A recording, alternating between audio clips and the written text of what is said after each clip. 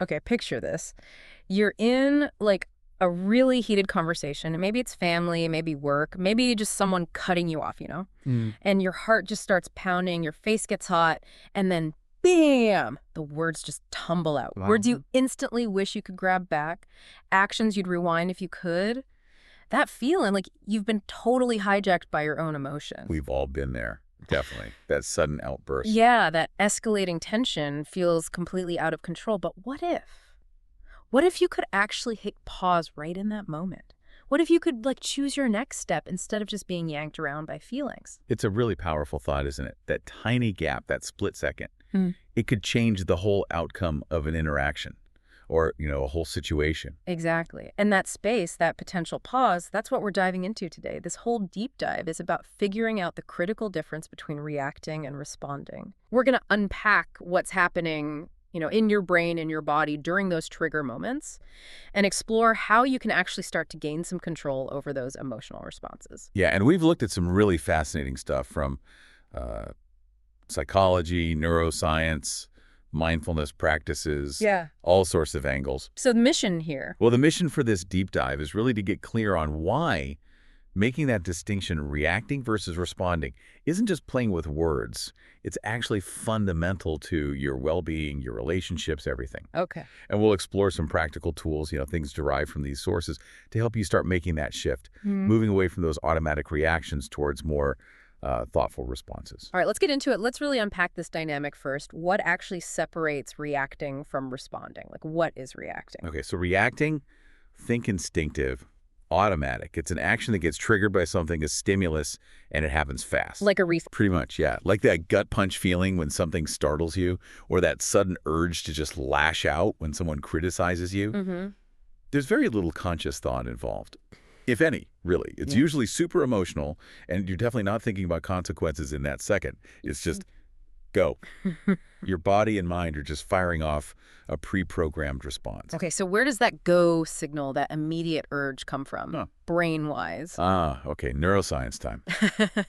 Reacting is heavily, heavily tied to the amygdala. The amygdala, right. Yeah, you can kind of think of it as the brain's primal impulse center, Mm-hmm. or maybe like a smoke detector. It's operating on this hair trigger because its primary job, evolutionarily speaking, is survival. Fight or flight. Exactly. Fight, flight, or even freeze. It's responsible for that ancient, hardwired response system. Like our ancestors seeing a saber-toothed tiger and needing to react instantly. Precisely. In that situation, you don't have time for a pros and cons list, right? Right. You need to run, climb, hide, fight back immediately. Survival depends on it. And our sources use that exact kind of vivid example, the ancient need to react to a tiger versus, say, the modern-day reaction to being cut off in traffic. Ah, yes, the sudden honking, maybe tailgating. That flash of pure road rage. Exactly. So our basic reaction machinery, the amygdala's response, hasn't really changed much over millennia. Yeah. But the triggers in our modern world, they're usually way less life-threatening than tigers. Like an annoying email or someone being rude. Right. But that same automatic amygdala-driven survival response kicks in. And that's where we get into trouble. That's what leads to those escalated tensions, those regrettable outbursts we talked about. The person who cut you off isn't actually a predator, but your brain might momentarily interpret the sudden threat through that ancient survival lens, hitting the same panic button. Wow, it's kind of wild that the same ancient wiring is trying to handle rush hour or a snippy comment online. But you mentioned gut instinct, too. The sources bring that up in relation to reacting. How does that fit? Yeah, the gut instinct. This involves the enteric nervous system. People often call it the second brain, located right there in your gut. Second brain. Yeah, it's this huge network of neurons lining your digestive tract. It can actually operate pretty independently, but it's also in constant communication with your central nervous system. Interestingly, some studies suggest the gut actually sends more information up to the brain than the brain sends down to the gut. So it's not just about digesting lunch then. It's actually involved in our feelings and maybe our reactions. It absolutely is. Yeah. Your gut instinct can fuel reactions that aren't just random. They're based on this subconscious integration of all your past experiences, learned patterns, subtle environmental cues, stuff your conscious mind hasn't even clocked yet. So it's like deep pattern recognition. Kind of, yeah.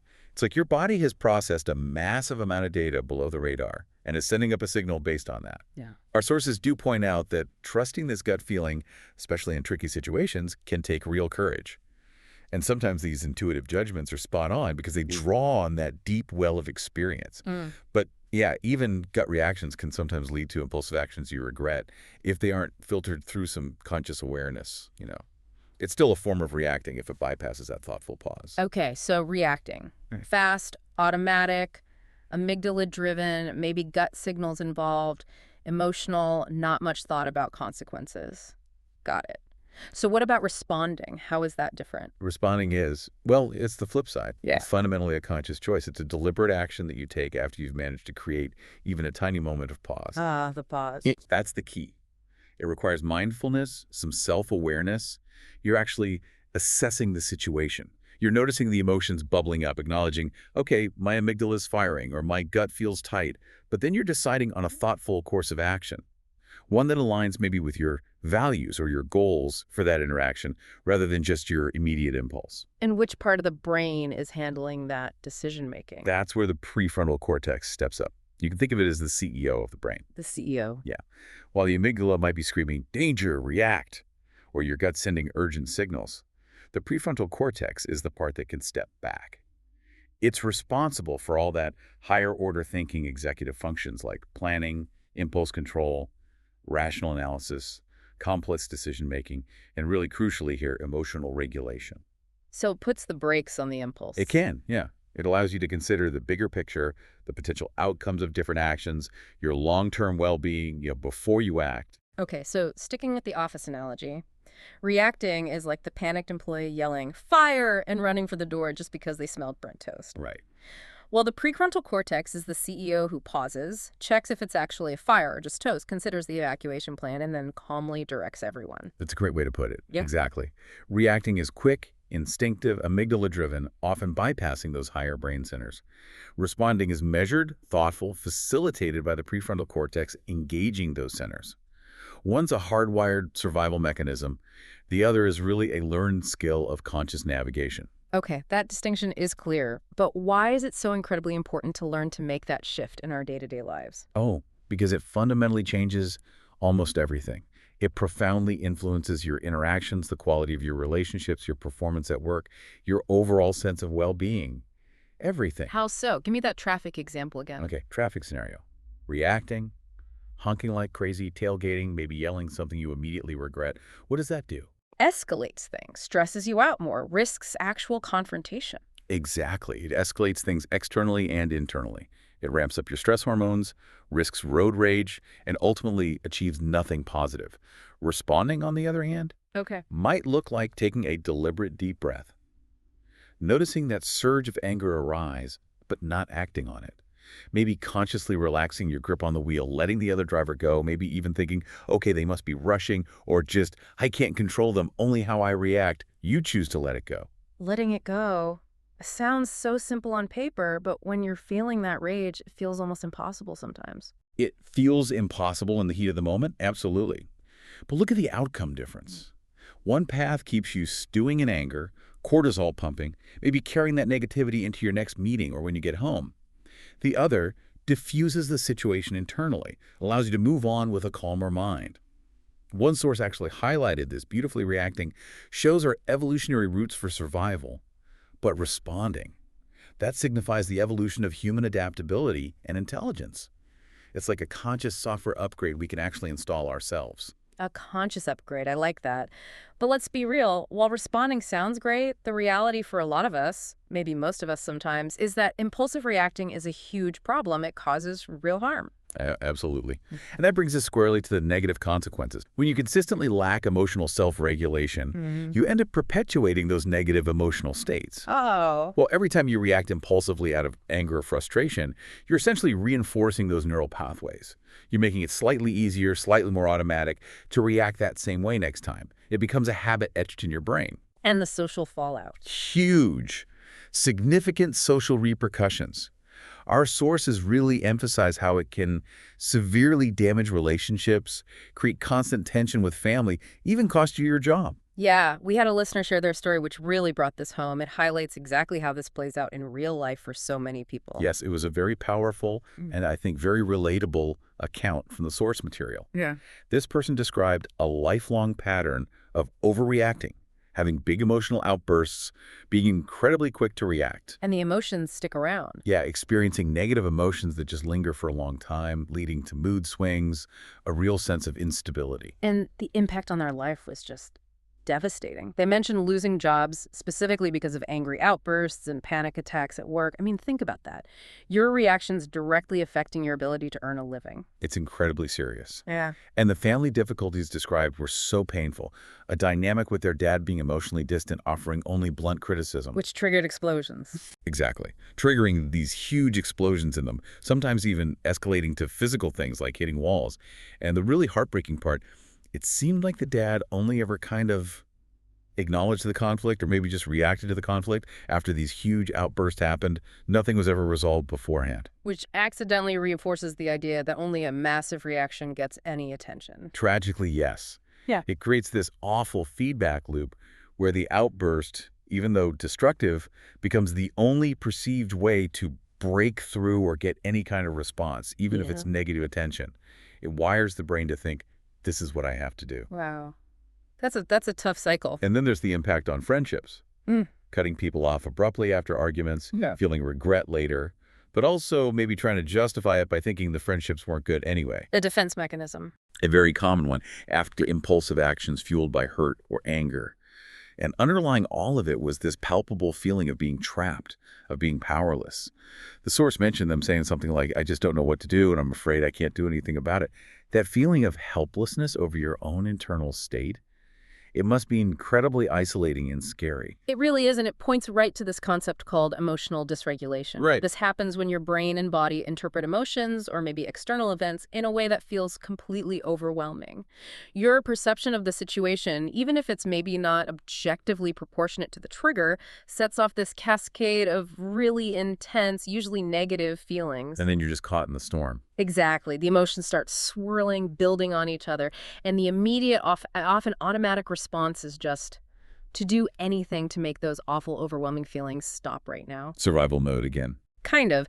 But unfortunately, as the sources point out, this scramble for relief often leads to negative or even self-destructive behaviors. These are unhealthy coping mechanisms. Things like substance misuse, self-injury was mentioned, or those impulsive, angry outbursts we've been talking about. They might provide a fleeting sense of relief from the intensity. But they cause more problems in the long run. Way more problems. They cause significant harm and actually just perpetuate the cycle. You're essentially reacting to the feeling of your own reaction, trying desperately to shut it down or escape it. Ah, okay. So it becomes this repeating loop. Yes. Of a really vicious cycle. The initial trigger leads to an intense emotional reaction. That reaction feels overwhelming and unbearable, so you react to that feeling with an unhealthy coping behavior or another impulsive action. That action then causes negative consequences, guilt, shame, damaged relationships, job loss, which then become the next trigger, starting the whole cycle over again.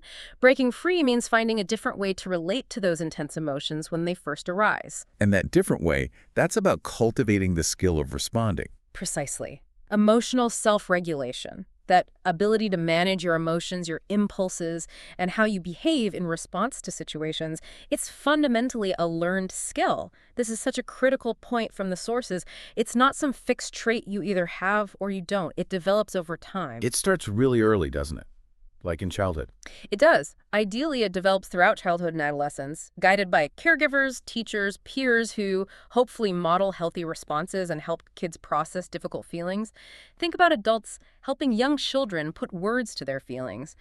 You seem really frustrated because your tower fell down. Naming it to tame it, kinda. Exactly. Or helping them understand situations. I know you really want that toy, but it's Sarah's turn right now.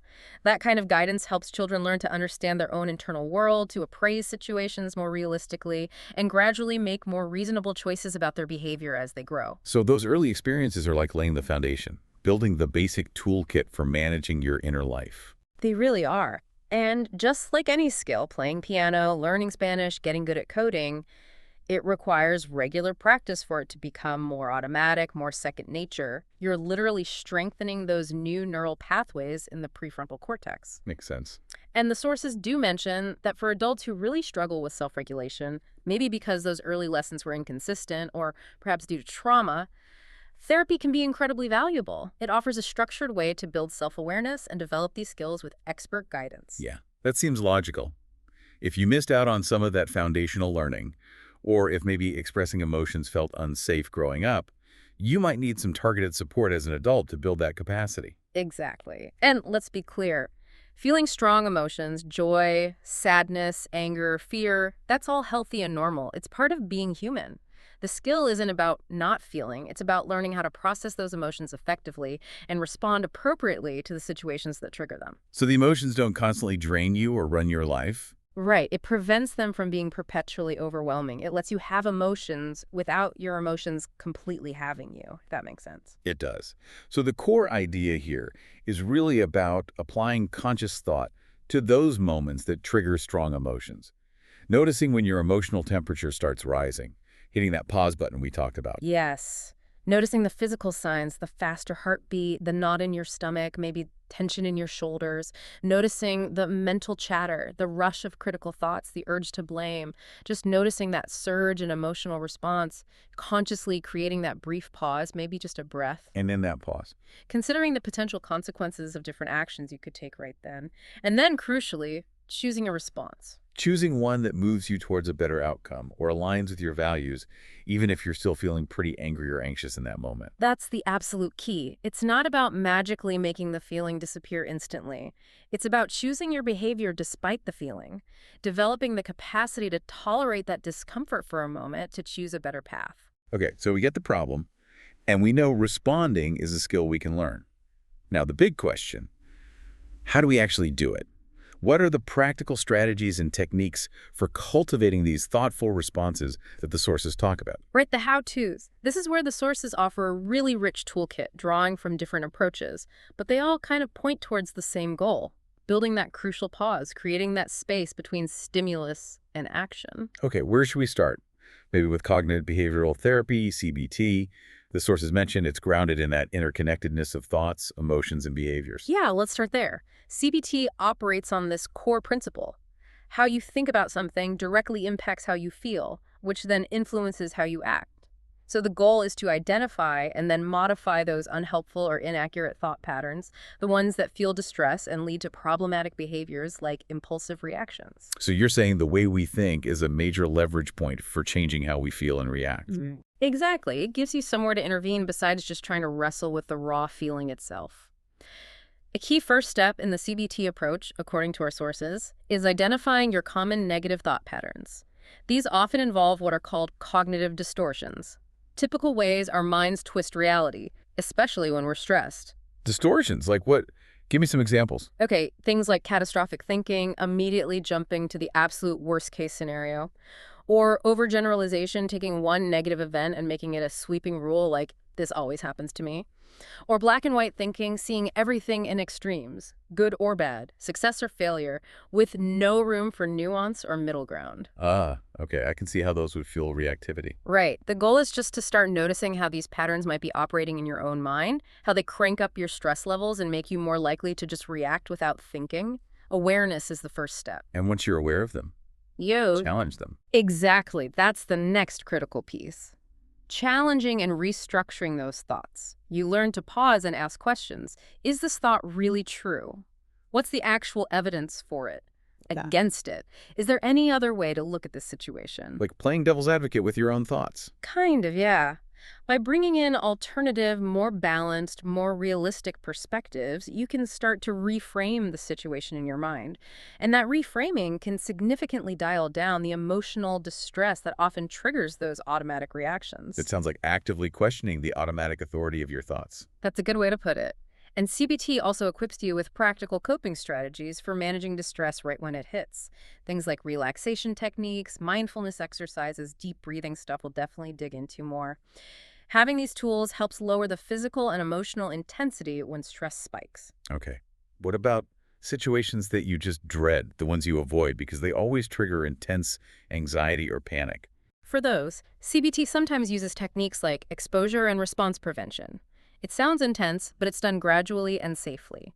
It means carefully facing those avoided triggers in a controlled way, without doing your usual reactive or avoidance behavior like fleeing or having an outburst. So you learn you can handle it. Exactly. Over time, you can desensitize yourself to the trigger's power. You build resilience and confidence that you can manage the situation differently. And there was one more CBT element mentioned, behavioral activation. Right. This focuses on concrete actions. It's about counteracting the inertia, low mood, or stress that can make you more vulnerable to reacting poorly. The idea is to consciously schedule and engage in activities that give you a sense of pleasure, accomplishment, or connection. Like going for a walk, calling a friend, finishing a small task. Yeah, things like that. They help lift your mood and energy, making you less likely to be overwhelmed by negative feelings and more capable of choosing those thoughtful responses. So CBT really offers a whole toolkit, looking at thoughts, behaviors, coping skills to manage stress and reactivity more effectively. It really does. And the sources highlighted some key benefits. Empowerment, you learn tools you can actually use yourself. It's targeted, tailored to your specific thought patterns. It can lead to pretty swift and lasting changes. It's holistic, looking at the mind-body connection. And potentially, by getting at the roots of the distress, it might even reduce reliance on medication for some people. That's definitely powerful. Okay. Okay, moving beyond CBT, what other specific emotional self-regulation strategies did the sources point to? Well, one really key strategy is cognitive reappraisal. This is about consciously stepping back from a potentially triggering situation before the intense emotion fully takes hold and actively trying to reinterpret or reframe it in a way that changes its emotional punch. So deliberately trying to find a different angle on it Mhm. before you get swept away. Exactly. A study mentioned in the sources found that people who regularly used cognitive reappraisal tended to experience more positive emotions and fewer negative ones compared to those who didn't. You're actively searching for a less threatening, less personal, or maybe more balanced interpretation. Like, instead of thinking, that driver cut me off on purpose to tick me off, you might consciously reframe it as, wow, they must be really late, or maybe they didn't see me. Annoying, but probably not about me. Makes sense. Another strategy mentioned was mindfulness. We hear that term everywhere now. We do. And in this context, mindfulness means deliberately paying attention to what's happening right now. Your thoughts, feelings, body sensations, what you see, what you hear, but doing it with a specific attitude, non-judgmental. So not trying to stop thoughts or feelings. No, not at all. It's not about emptying your mind, it's about changing your relationship to your thoughts and feelings. Instead of automatically getting tangled up in them or reacting to every single one, you learn to observe them with a bit of curious distance. That same study found that people who practiced mindfulness reported fewer negative emotions overall. Interesting. And then there was the strategy the sources explicitly called out as unhealthy, emotion suppression. Right. This is basically trying to bottle things up, Mm. pushing emotions down, hiding them, not expressing them, often because you're afraid of how others will react or what might happen. And the study found that's bad news. Yeah. People who consistently suppress their emotions actually experienced fewer positive feelings and more negative feelings in the long run. So pushing it down doesn't make it vanish, it just kind of festers inside. Pretty much. It can actually lead to more internal stress, anxiety, and psychological pain over time. It's so important to get the difference here. Suppressing emotions, trying to pretend they aren't there, is unhealthy. Observing emotions with non-judgmental awareness, like in mindfulness, is healthy. Mindfulness isn't about bottling up. It's about acknowledging, okay, anger is here or sadness is present without feeling compelled to immediately act on it or force it away. It creates that crucial space. That's a really critical distinction. Okay, speaking of creating space and not getting swept away, another strategy discussed is emotional detachment. What's that about? Yeah, and this term can be misunderstood. It's not about becoming cold or uncaring or emotionally numb. It's about cultivating the ability to observe your emotions without getting totally consumed by their intensity and immediacy. It's about gaining perspective. The sources use a great analogy. Think of your emotions like clouds passing through the sky.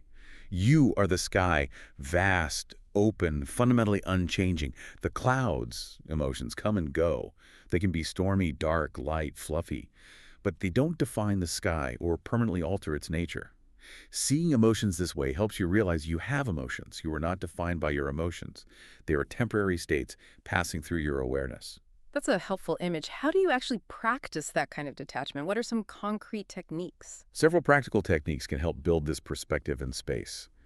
Deep breathing is absolutely fundamental. When you get triggered, anxious, angry, scared, your breath automatically gets shallow and fast. That signals danger to your nervous system. Right. So consciously shifting to slow, deep breaths, breathing right down into your belly, That sends a calming signal back. It physically calms your nervous system. Yeah. And crucially, it creates that essential micropause between the trigger and your automatic reaction. Even just 1 or 2 deep breaths in through the nose, out slowly through the mouth, can make a difference. Okay, deep breathing.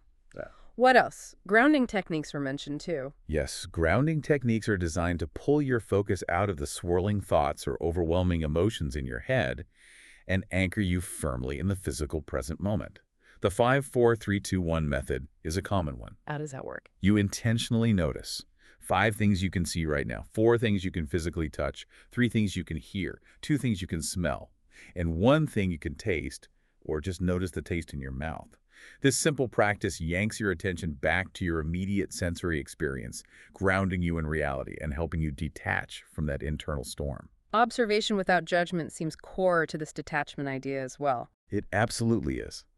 It means mentally taking a step back and observing your emotions almost like a curious scientist studying a phenomenon. Okay, I'm noticing anger arising. I feel heat in my chest. My thoughts are jumping to blame. By doing this, you avoid getting completely tangled in the emotion itself. You create distance, which allows you to evaluate the situation more objectively. You're not judging the feeling as bad. You're just acknowledging its presence. What about positive self-talk? This is about actively challenging those automatic negative or anxious thoughts that fuel reactions. Instead of letting thoughts like, this is a disaster, I can't cope, run rampant, you consciously counter them with something more balanced and empowering. Maybe, okay, this feels really challenging, but I've handled difficult things before. I can take this one step at a time. It helps shift the internal narrative away from fear and helplessness towards capability. Setting boundaries came up, too, as a practical way to manage triggers. Absolutely. Yeah. If you know that certain situations, specific people, or even particular types of news consistently trigger really intense, overwhelming reactions in you, it's perfectly okay, and often really wise, to consciously limit your exposure or set clear boundaries around those things. This isn't about unhealthy, fear-driven avoidance. It's a strategic choice to create protective space while you're building your skills to respond differently when you're exposed. And seeking support, talking things through. Definitely. Sharing what you're feeling and experiencing with someone you trust, a friend, family member, therapist, can be incredibly helpful. Just verbalizing the intense emotion can sometimes lessen its grip on you. It helps you process it, gain perspective, and reminds you you're not alone in feeling that way. Mindfulness and meditation keep popping up here again as tools for detachment. Because the core of these practices is cultivating that present moment awareness without judgment. Regular practice strengthens your ability to observe distressing thoughts and emotions with a calmer, more balanced perspective over time. You're literally building the brain's capacity for conscious observation instead of automatic reaction. Journaling was listed as well. Yeah, writing things down can be a really powerful outlet. It gets the swirling thoughts and feelings out of your head and onto paper. That simple act of externalizing them can create mental distance and detachment. Plus, looking back over journal entries can help you identify patterns in your triggers and reactions, which is valuable insight for change. Visualizing a protective barrier. That sounds interesting. For some people, yeah. Imagining a kind of clear shield or a calm bubble around them can be a useful mental tool. It can create a sense of psychological safety and distance when feeling bombarded by overwhelming external stuff or intense internal emotions. And finally, developing a routine. How does that help? Having a reasonably consistent daily routine provides structure, predictability, and a sense of stability. This can act like an anchor, especially during turbulent times. It can make you feel more grounded and less susceptible to being completely thrown off course by emotional storms. It creates a kind of baseline calm. Okay, so with detachment, the goal isn't suppression or avoidance. It's about gaining control and perspective. And like responding itself, it's a skill that takes practice using these various techniques. Exactly. And all these strategies really pave the way for more structured, immersive approaches like mindfulness-based stress reduction or MBSR programs. These offer systematic ways to cultivate these skills more deeply over a period of time. Great. The MBSR source went into a lot of detail. What's the fundamental definition and purpose there? Okay, so MBSR defines mindfulness basically as the awareness that comes from paying attention on purpose in the present moment and non-judgmentally to things just as they are. It's really about shifting gears, moving from our default doing mode, always focused on tasks, goals, fixing things, getting somewhere else, to a being mode. Being mode. Yeah, where you're simply present with your direct experience, whatever it is, right now. Mm. Without immediately trying to change it or judge it. It means intentionally setting aside worries about the future or ruminations about the past, suspending judgment, and just tuning into this moment with openness, curiosity, and acceptance. And the purpose of cultivating that state. The purpose isn't necessarily to feel calm all the time, though that can be a byproduct. It's more about learning to see your own habitual patterns, the ways you automatically react, both helpfully and harmfully, without trying to force them to be different right away. It's about approaching your own mind, body, and emotions with curiosity and kindness. By doing that consistently, you start to naturally release yourself from the grip of those old automatic habits, like knee-jerk reactions. You begin to know directly what you're doing while you're doing it. It's a gentle shift from unawareness to awareness, which is what allows you to interrupt those reaction loops. Okay. Let's walk through some of the core types of practices from the MBSR framework that help build this awareness.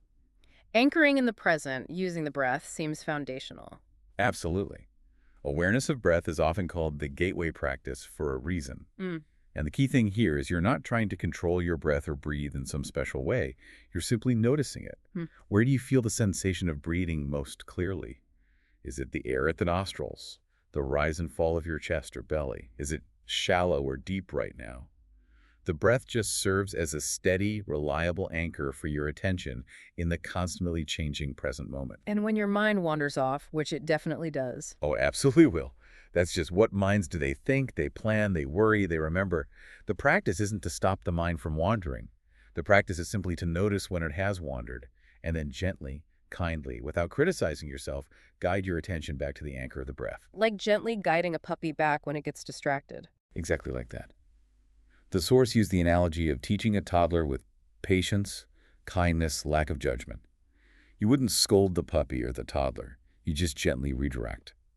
That act of noticing the wandering and gently returning is the core of the practice. You do it again and again. Then there are shorter practices you can weave into the day, like the 3-minute breathing space. Yes, this is a fantastic mini practice. It's designed specifically to help you step out of autopilot mode right in the middle of a busy day. It has 3 simple steps. First, awareness. Just pause and check in. What's going on inside me right now? What thoughts are here? What feelings are present? Any noticeable sensations in my body? Just a quick non-judgmental scan. Okay. Steps. Step 2, concentrate. Gently narrow your focus just to the sensation of your breathing for maybe a minute or so. Yeah. Using the breath as your anchor in this brief pause. And step 3. Step 3, expand. Widen your awareness out again, from just the breath to include your whole body. Feel your posture, the sense of your body sitting or standing, the space around you. Then carry this broader, more grounded awareness forward into the next moments of your day. Like creating a little pocket of presence, a bigger container for whatever you're dealing with. Precisely. It gives you a chance to step off the hamster wheel, especially if you feel a trigger starting to bubble up, and just reside in awareness for a few moments instead. And there's even a version of this specifically for dealing with difficult situations. How does that work? Applying the breathing space when you're actively upset or stressed. Yeah. You deliberately bring the difficult situation or interaction to mind. As you hold it in awareness, you follow the same steps.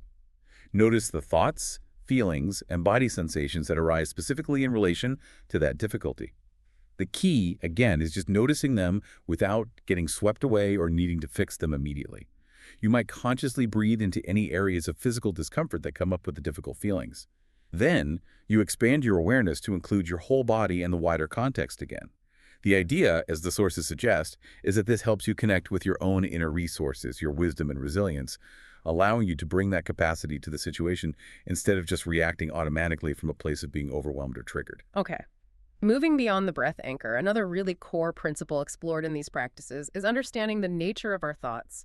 You mentioned thoughts are not facts. This is huge. So fundamental. Our thoughts have immense power over how we feel and react, right? Yeah. But ultimately, they are just mental events. They are fleeting phenomena passing through our minds. They are not necessarily objective reality or undeniable truth that we have to believe or obey without question. Even though they feel really true and compelling in the moment. Exactly. Our minds are like thought-generating machines, constantly churning stuff out. One source used the analogy of a TV flipping channels. Whatever channel your mind is tuned to in that moment dictates your perspective, often completely unconsciously. So the mindfulness practice, using the breath maybe, helps create some distance from those automatic thought channels. Yes. The breath acts as that neutral anchor you can always return to, grounding you outside the stream of thinking. By bringing your attention back to the simple sensation of breathing, instead of automatically identifying with and getting lost in every single thought that pops into your head, you start to create distance and perspective. You begin to see thoughts more clearly for what they are.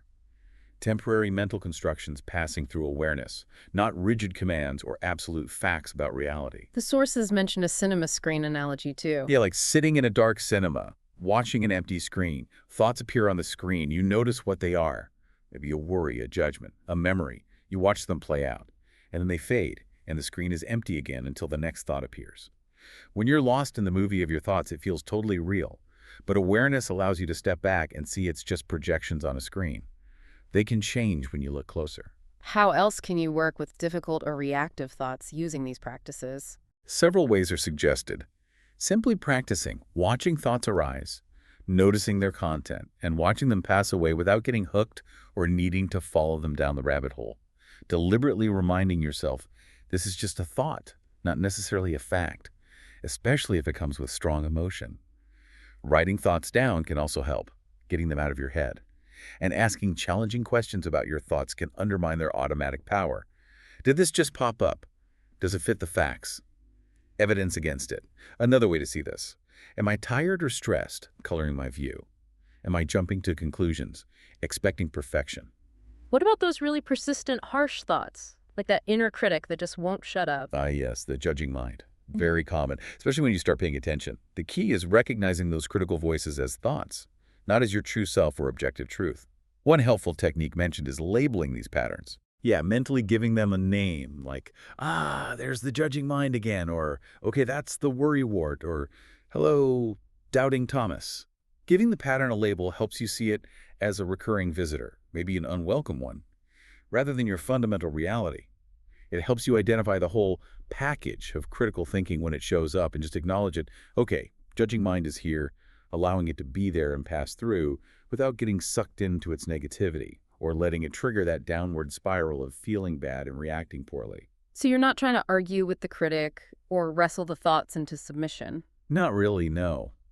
You're noticing them, recognizing their pattern, maybe labeling them lightly, and then choosing not to follow them or react from them once you're aware they're just thoughts passing through. It's a crucial shift from being completely caught up in the thought to being simply aware of the thought. Okay, moving from thoughts. Lesson 3 in the source structure focused on befriending feelings. What does that involve? Well, often thoughts either arise from or are closely linked to underlying feelings. And those feelings, anger, sadness, anxiety, fear, can persist even after the specific thoughts fade. They can be really uncomfortable, really intense. The challenge here, in a core mindfulness practice, is learning how to simply be with these unwanted emotions and the physical sensations that come with them, without automatically reacting by trying to push them away, numb them out, or distract yourself strategies which often just make them stick around longer or pop up somewhere else. That sounds incredibly difficult. Our gut reaction is usually to get rid of unpleasant feelings as fast as possible. It is difficult, and that urge to escape or fix it immediately, that's another form of automatic reaction aversion. The practice instead is about bringing a kind of gentle, curious, present awareness directly to the felt experience of the emotion in your body.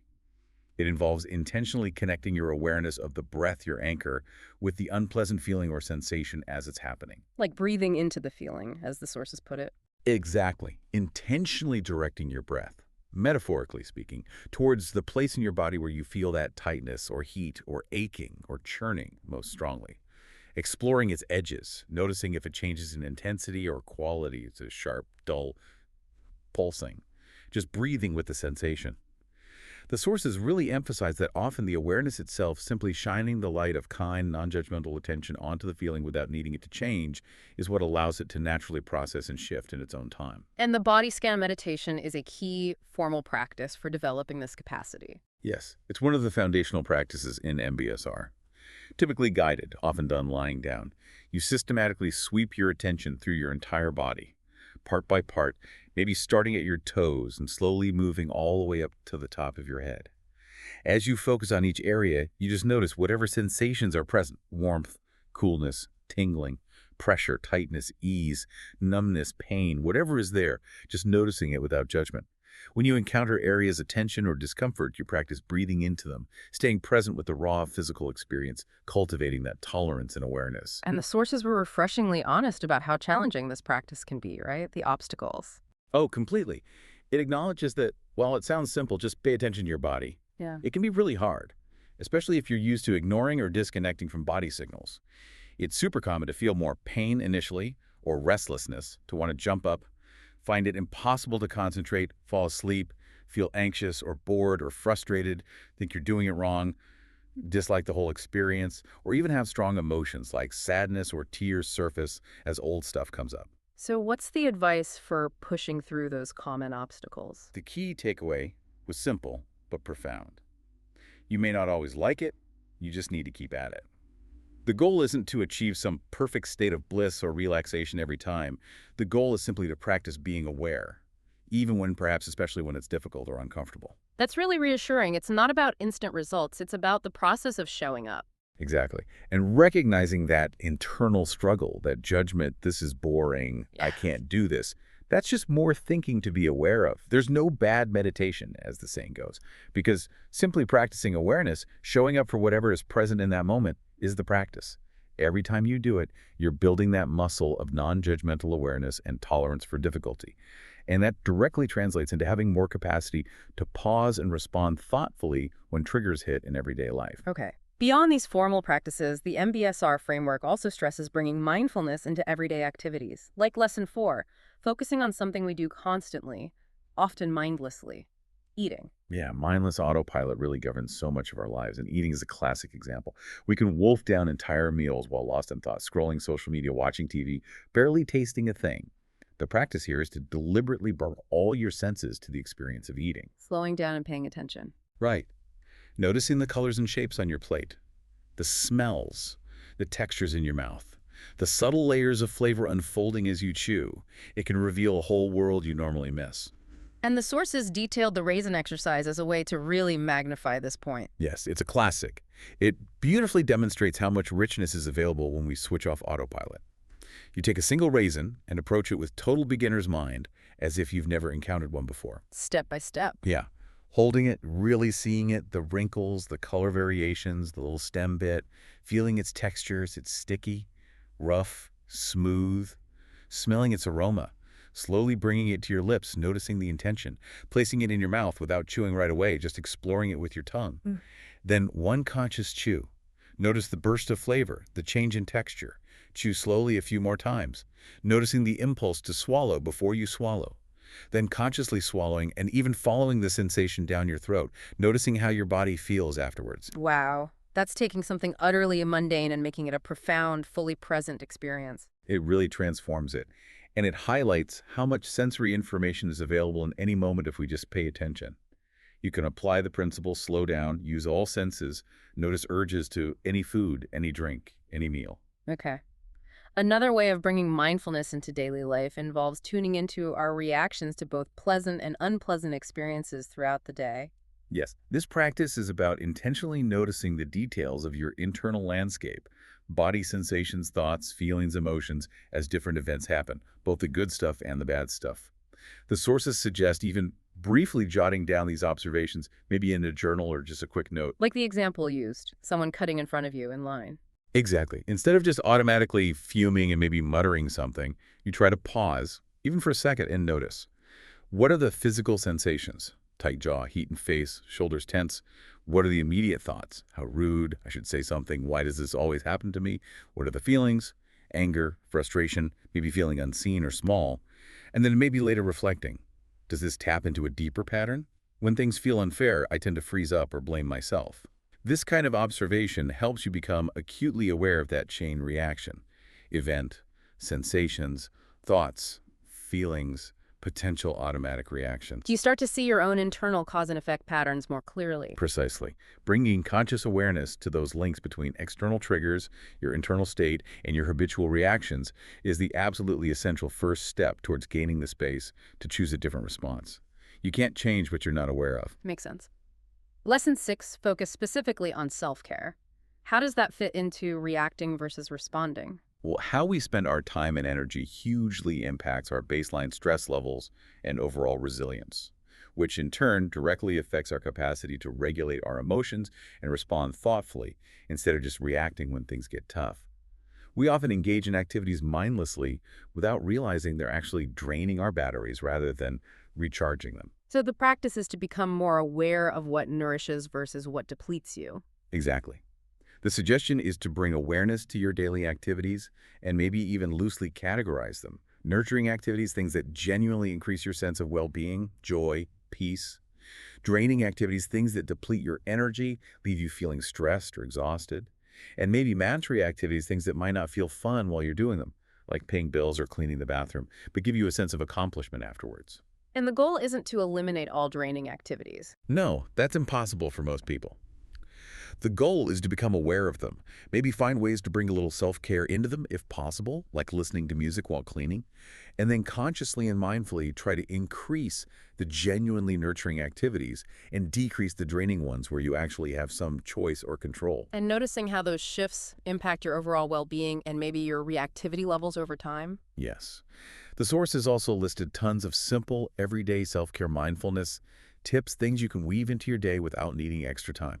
Like just noticing your first few breaths when you wake up, checking in with your posture throughout the day, taking deliberate 30-second breath pauses between tasks or before potentially stressful calls, trying to eat one snack mindfully, walking mindfully between meetings, really listening when someone is talking to you, bringing awareness to routine tasks like brushing your teeth, and maybe taking 3 conscious breaths before falling asleep.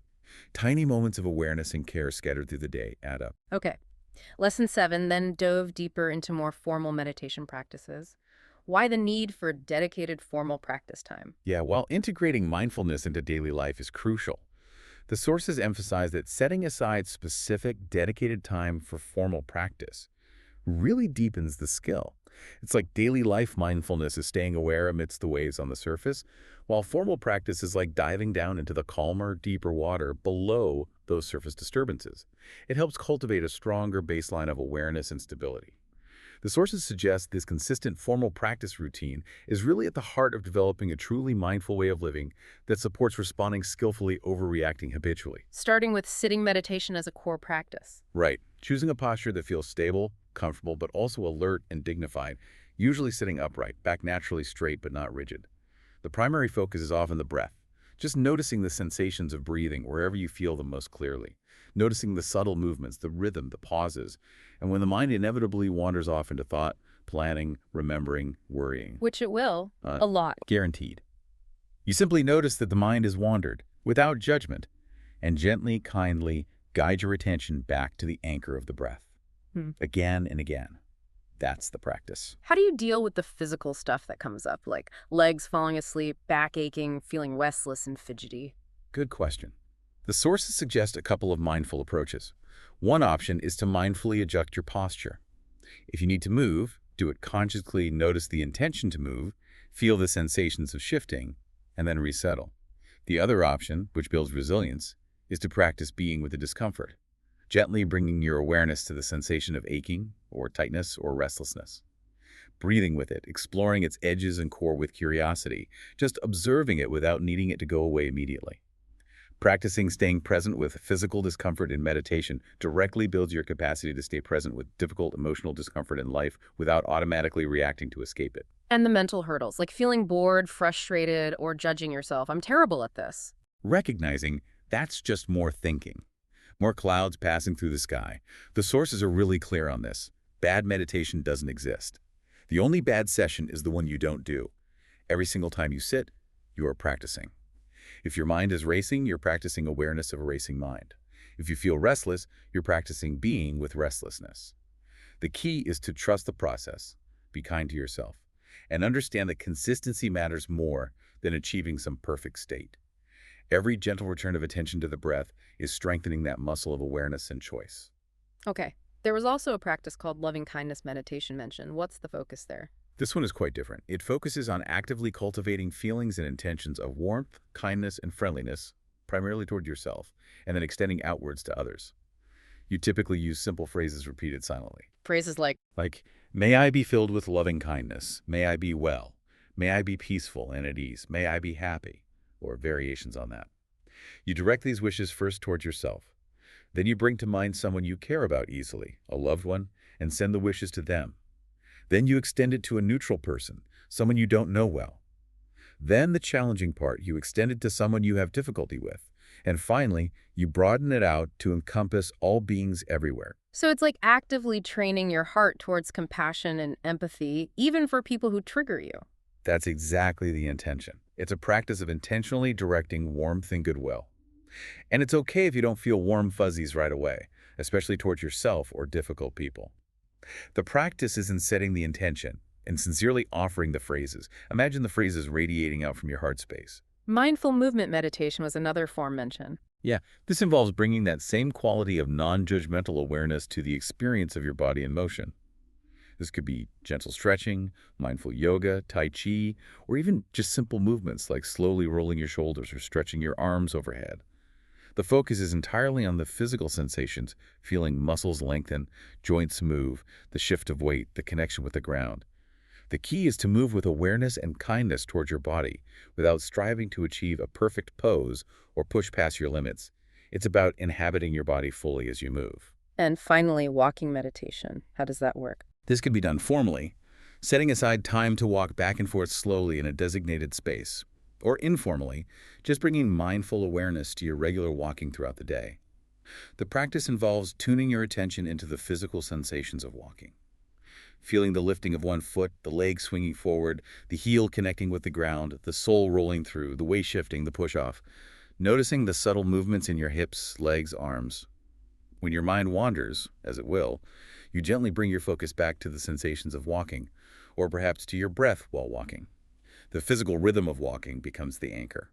It's really quite amazing how many different avenues there are to cultivate this awareness. The sources often frame these practices within a structured program, like over 8 weeks. Yes, the standard MBSR program is typically structured over 8 weeks, guiding participants through these practices sequentially. It often starts with recognizing autopilot, then exploring barriers like judgment, incorporating mindful movement, learning to stay present with both pleasant and unpleasant experiences, developing the capacity to turn towards difficulties instead of avoiding them, understanding thoughts are not facts, cultivating compassion and kindness, and finally, figuring out how to maintain a sustainable practice going forward. It shows how these different pieces are designed to build on each other and be integrated into a way of life over time. Okay, so let's try to bring this all together now. It sounds like all these different techniques and approaches, the insights from CBT about challenging our thoughts, the general emotional regulation strategies like reappraisal and detachment, and this wide array of mindfulness practices, they all ultimately serve the same purpose: to help us build that crucial pause, that space between the trigger and our automatic reaction. That's exactly it. There are different tools in the toolbox, different pathways up the mountain maybe, but their shared destination is interrupting that automatic chain reaction and creating the possibility for conscious choice. They are all ways of strengthening the prefrontal cortex's ability to step in and moderate the amygdala's knee-jerk response. And how does building the skill, the pausing, the choosing connect to making more positive or constructive choices in our interactions? One source framed it as enabling you to choose love in your responses. What does that mean in this context? It's a beautiful way to put it, I think.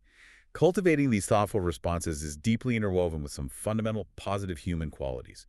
It takes courage, the courage to actually pause when everything in you screams react, the courage to sit with discomfort without acting out, the courage to reflect honestly. Gratitude plays a role shifting your baseline mindset away from scarcity or negativity, which often fuels reactivity, towards appreciation, makes you less easily triggered and more inclined towards positive responses. Forgiveness is key. Letting go of resentment and anger towards others, and maybe yourself, frees up so much energy that would otherwise fuel reactions. It allows you to respond from a place of greater peace. And compassion, developing the ability to see the shared human struggles in others, even when their behavior is difficult, enables you to respond with understanding and kindness rather than immediate defensiveness or aggression.